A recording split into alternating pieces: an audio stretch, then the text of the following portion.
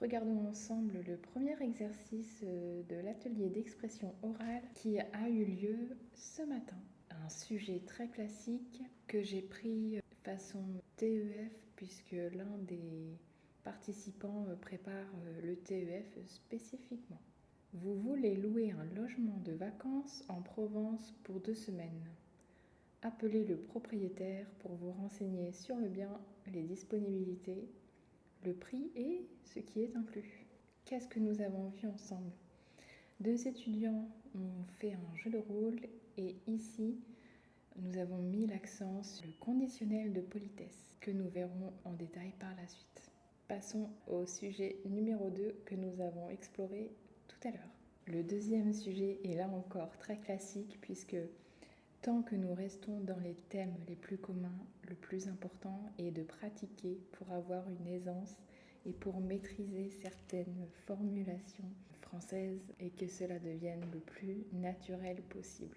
Le deuxième exercice de 10 minutes consistait à convaincre et argumenter sa position pour faire changer d'avis son ami. Le sujet donné était: un ami veut annuler votre prochain voyage au Mexique à cause du coût.